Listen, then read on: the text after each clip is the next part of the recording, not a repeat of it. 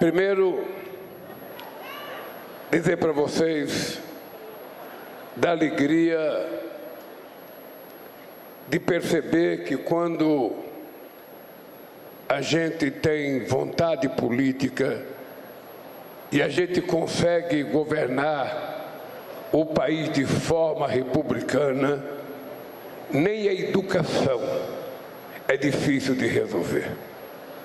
Eu lembro, Camilo, que em 2005 eu tinha criado a Secretaria de Assuntos Estratégicos do nosso país. O companheiro Luiz Gochiguem era o secretário de Política Estratégica e nós fizemos uma pesquisa para saber qual era o assunto, unanimidade do povo brasileiro. E o que deu como resultado na pesquisa é que 100% das pessoas ouvidas na pesquisa diziam que o sonho deles era ter educação de qualidade para todas as crianças desse país. E numa pergunta seguinte, perguntava se ele acreditava ou não que era possível a realização desse sonho. E mais de 60% dos que tinham dito que o sonho era educação de qualidade disseram que não era possível atingir a educação de qualidade para nossas crianças. Isso tem uma razão de ser, governadores, prefeitos, educadores, educadoras. Isso tem uma razão de ser. Porque poucas vezes neste país a educação foi levada a sério para o conjunto da população brasileira. Poucas vezes. Muitas vezes a educação era pensada para atender uma parte pequena da elite brasileira e a grande maioria do povo brasileiro era tratado como se a educação não fosse uma coisa prioritária. Afinal de contas, tem gente que precisa estudar e tem gente que precisa trabalhar. Era assim que era pensado esse país. Era assim que era pensado esse país. Quando nós resolvemos, e aí eu quero agradecer aos governadores, aos prefeitos, quando nós resolvemos fazer esse pacto pela alfabetização na idade certa, para chegarmos a 2030, com 80% das crianças alfabetizadas no segundo ano, parecia uma meta impossível. Veja que com apenas 2 anos, nós chegamos a 66%, alguns estados chegaram a mais.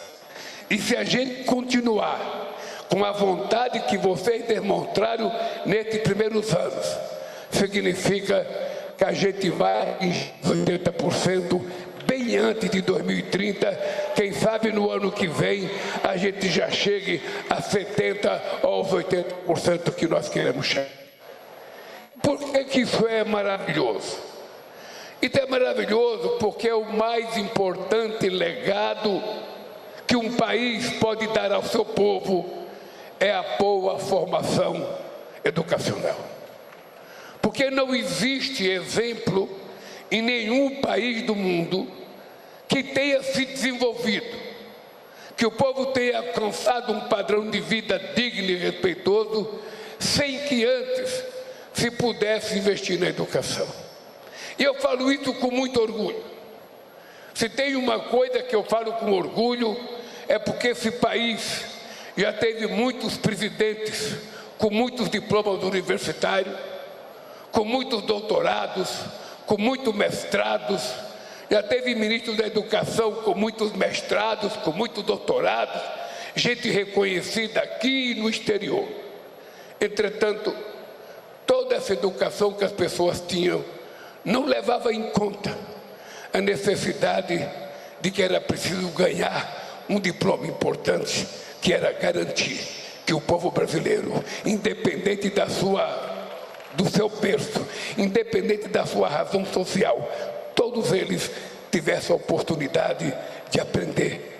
E somente o Estado é que pode garantir a todas a oportunidade. Eu tenho orgulho, portanto, de ser presidente da República sem diploma universitário, que mais fez universidade na história do país e mais fez extensão universitária. Eu tenho muito orgulho de, sendo um presidente da República sem diploma universitário, ter recebido esse país com 140 escolas técnicas feitas em um século. E nós, em menos de 15 anos, vamos entregar 782 escolas técnicas de institutos federais para garantir às meninas e os meninos desse país de que eles terão certamente um futuro muito mais decente, um salário muito mais decente, um emprego muito mais decente do que aquele que tiveram seus pais e seus avós. É esse legado que é importante deixar nesse país, porque quanto melhor for a formação, quanto melhor for a profissão, menos dependência. E quanto menos dependência, mais as pessoas podem andar de cabeça erguida. E quando as pessoas puderem andar de cabeça erguida, sobretudo para as mulheres, a gente haverá de diminuir o feminicídio nesse país, porque as mulheres não nasceram para ser vítima de brutos que acham que são donos das mulheres. Pois bem, uma coisa importante, um belo dia o Camilo chega. Primeiro, uma coisa, Camilo, que é importante dizer, porque nada acontece se não houver um pouco de desaforo. Eu digo sempre que ninguém teria feito os grandes inventos da humanidade se não tivesse uma pessoa sendo chamada de louco.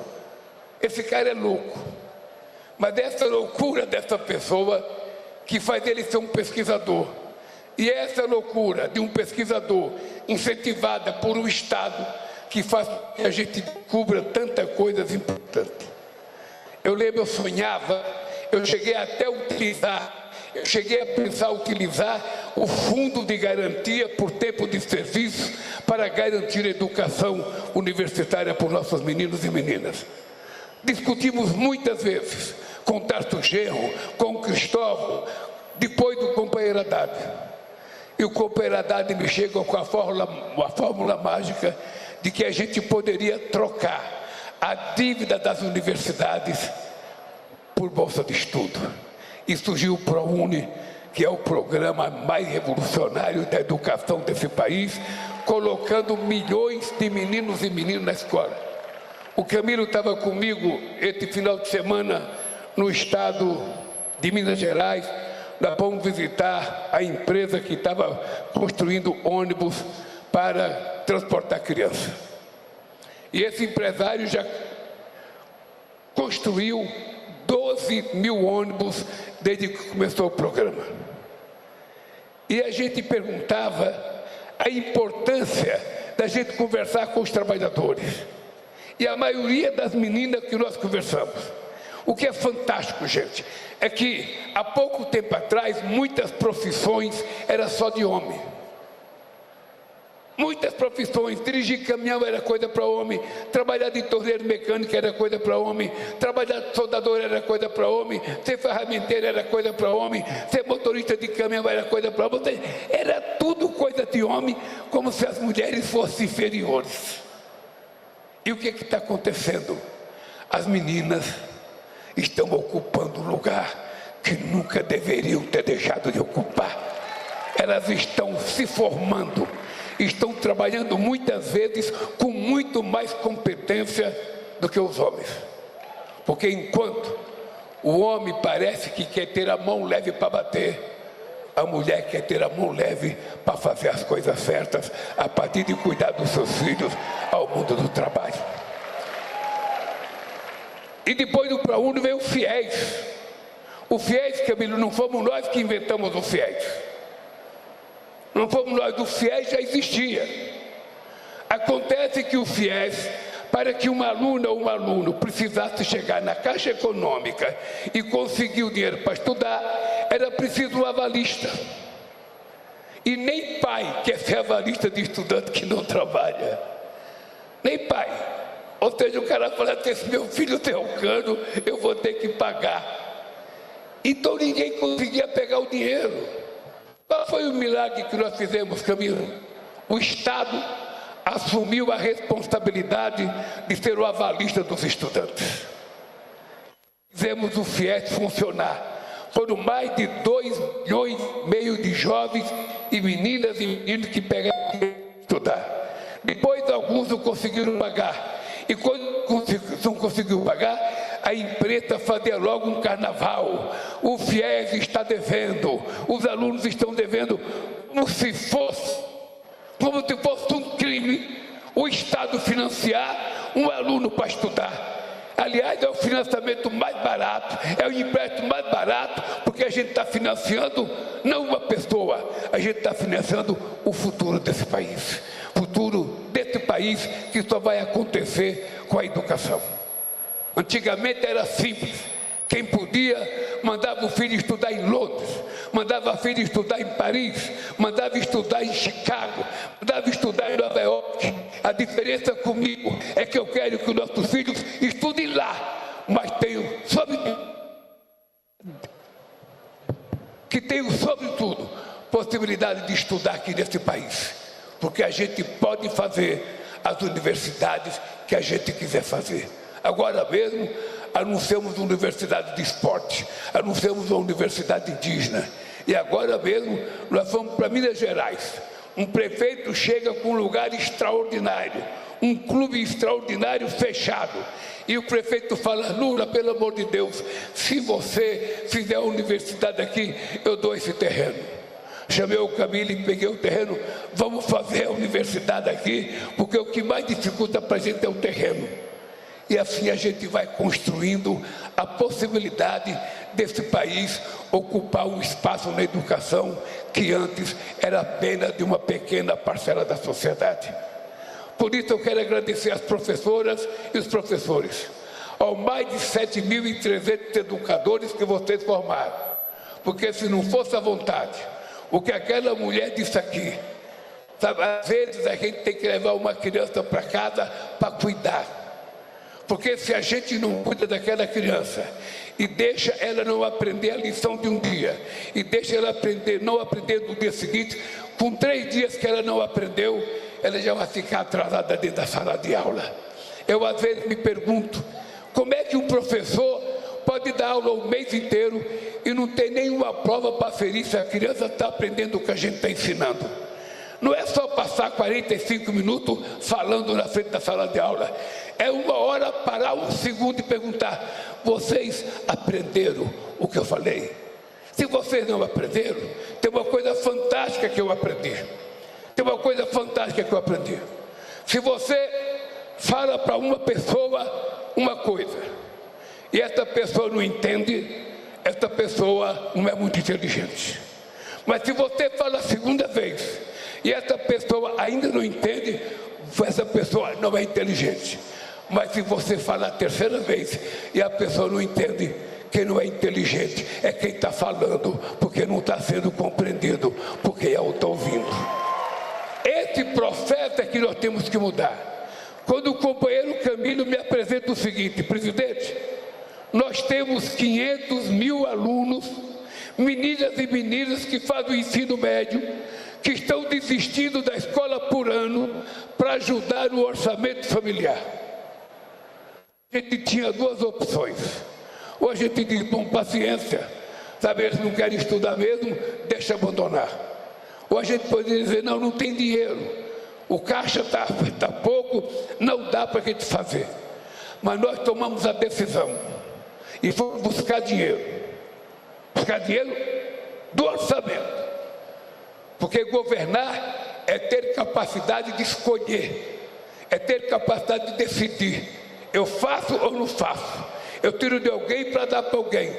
E nós resolvemos criar um pé de meia, que hoje atende mais de 4 milhões de meninas e meninos desse país, para que a gente não pague o preço histórico de ser responsável pelo abandono do ensino na idade mais importante da formação de uma menina ou de um menino desse país.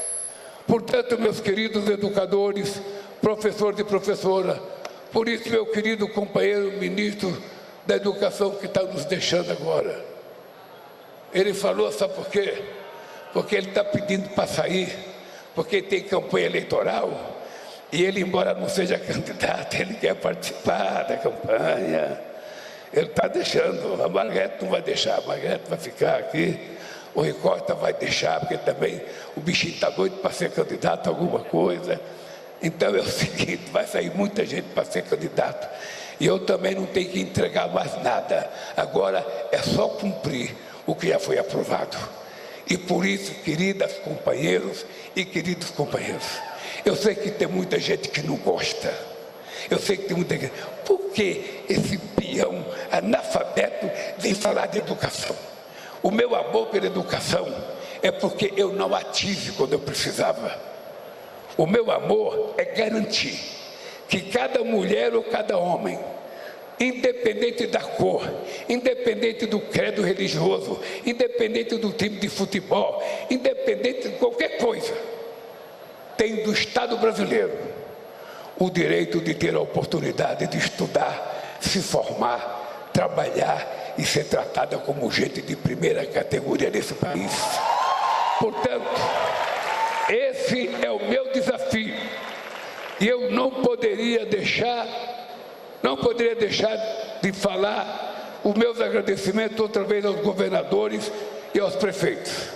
Se vocês não quisessem, isso não teria acontecido. Lamentavelmente, é uma lição que a gente tem que aprender, governador. O presidente da República não governa sem governadores e prefeitos, o governador não conversa sem prefeitos, e os prefeitos não governam sem governador e presidente da República.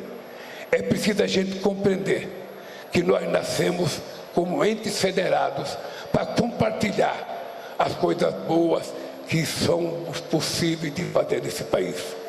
A vocês, companheiras professoras, a vocês, companheiros professores, educadores, diretores, deputados, senadores, deputadas, muito obrigado. A lição de hoje é que outro país é possível e nós estamos construindo. Viva a educação, viva a alfabetização das crianças brasileiras no horário certo.